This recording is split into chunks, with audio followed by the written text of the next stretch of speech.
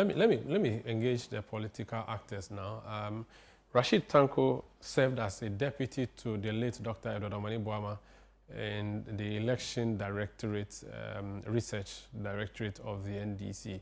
Alhaji, you're welcome to ChannelOne Newsroom, and our condolences once again to you. Thank you, Mar Sanda. Let me say good afternoon to you and then your co-panelists, my co-panelists in there, and your cherished viewers across. And then also let me take the opportunity let you have my condolence, Umar. Okay. Thank you so much. The conversation around the by-election in Tamale Central, it's too early for us to even be discussing this, but it's been necessitated by the fact that your opponents have said they are pulling out, or they are not even contesting. I don't know what, as a party, I've heard your chairman say that, well, you are still going to Akwatia, but the decision to pull out of Tamale Central, what do you make of it? Umar, NPP, they should not be trusted with statement as of now. Any statement emanating from NPP should not be trusted at all, because time and again, they have shown that you should not trust any statement coming from them. Umar, just recently we held a rerun of Ablikumanov, of which they held press conference, in fact, addressed by the General Secretary himself, announced to the whole world that they were not participating in that election, and that they will not participate. They even went ahead and filed a writ High Court trying to injunct the process. Unfortunately, they lost it. The trial judge refused to grant them the relief they were looking for and asked the Electoral Commission to proceed with the election. They went ahead and announced at the constituency that they would not participate in it. They don't respect the processes, what the EC was going to do. Little did we know that less than 12 hours to the election, they somersaulted and participated fully. In fact, even aspirants to their presidential bid as of now were all there, contributing money upon money to the candidate to the tune of almost 1 million Ghana cedis. And the following day, they fielded all the same party agents in the 19 areas. And you saw the likes of Howard Kumsin and Co. came there, and even it ended up some disturbances that all of us were not interested and happy with. So this is the political party we are talking about. So you don't trust their announcement that they are not running? I don't trust it a bit, because this is, I say, the same statement, current one that we are talking about, is signed by the same General Secretary, of which they defy his orders and other things, and went ahead and participated in that election.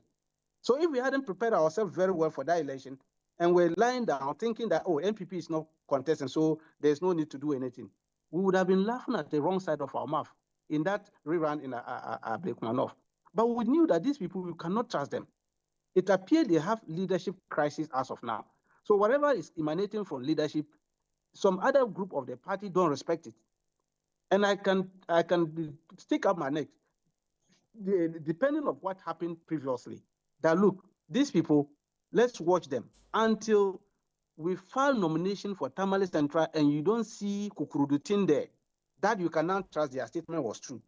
Because these people can do anything last minute and come out with it. In any case, why would they even want to issue a statement in the midst of mourning, when we are mourning our heroes who work for the country, and tragical that, of course, they are part and parcel of our mourning, the NPP. Yesterday, they were in our office to mourn with us and other things. What surprises us is that in the midst of this, why would you be issuing statement to do propaganda? Pure propaganda. There are some views that what they have done is to wash your back, and so you should also wash their back by pulling out of Akwatia. Your chairman has said you are still going to Akwatia. Why? Yes, Umar, Akwatia, we consider Akwatia as an inconclusive election because we were protesting that election in court. In fact, we filed a writ in Kufridwa High Court, election petition against an excommunication declaration. And even there was a contempt case against him. Unfortunately, the Supreme Court vacated that contempt case against the gentleman and asked him to go back to Kufridwa to continue the election petition thing. So we're with him in Scrufridwa High Court over the election petition because we believe that the election was rigged. We have evidence and we're going to present the evidence before the trial judge on the issue. Unfortunately, our young brother lost his life. So the matter became moot. So as a political party, we believe that we won the seat. And the people needed the NDC representation in parliament on that seat. And so when this matter came in, we went ahead and elected our parliamentary candidate because we know we are going to win that seat. But NPP, knowing very well that they have little chance of winning Akotia, and they have not even dot chance at all in winning Tamale Central, decided to do this kind of propaganda. We are not going to fall into that kind of trap. The invitation they are extending to us, we have declined that invitation. Okay. Because look, there's no way they can win Tamale Central. With their 16,000, we have 52,000. Even if they get 100% of vote turnout for them, they will still be 32,000, while we are 52,000. They can't come closer to us. I see. But Akotia, they know that the areas where they did the overvoting, where we have the evidence and wanted to present it before the trial judge, this time around, they will not have that laxity to do that kind of overvoting in those areas. And that is a bigger problem for them. So they know. Okay. Going to Akotia is not good for them. Let's talk about the future. There's a view that, listen, if a party loses an MP, the Constitution says let's replace them. The process of replacement, the Constitution is silent. And that the proposal is that let's let the party that lost an MP replace that MP, and not a contest at all to save money, the violence that characterizes a by-election, all of that would go. What is your personal view on this? Should it be something we should consider in the future that if NPP loses a sitting MP, let NPP find a replacement, and if NDC loses, let NDC find a replacement, and vice and so on? Omar, for now, there is an ongoing constitutional review committee led by Professor Prempe. The issue you are talking is constitutional.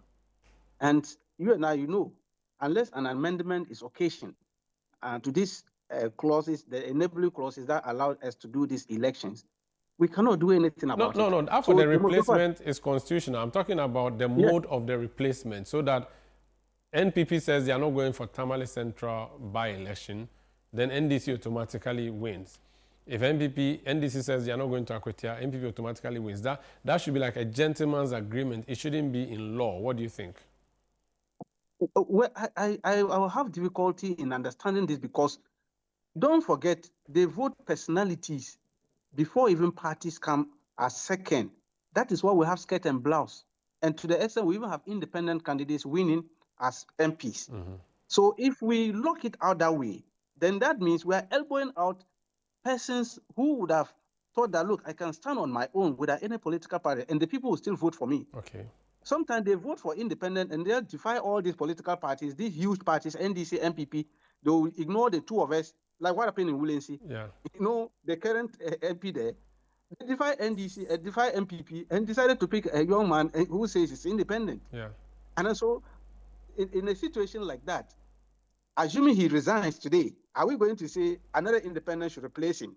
That is where we have difficulties. Okay. And so let's look at it. I'm sure the Constitutional Review Committee will take a look at it critically and see how we can navigate through this process without any difficulties. But I'm foreseeing a challenge in that one because the constituents might want a personality other than political parties. All right. Thank you. In terms of replacement and all that. Thank you so much, Rashid, for speaking to us. Thank you. I'm grateful. So that's Rashid Tanko. He's a Deputy Director of Elections for the National Democratic Congress. In fact, he was Dr. Edward Amani Buama's deputy leading up to the election when the NDC was going into the polls.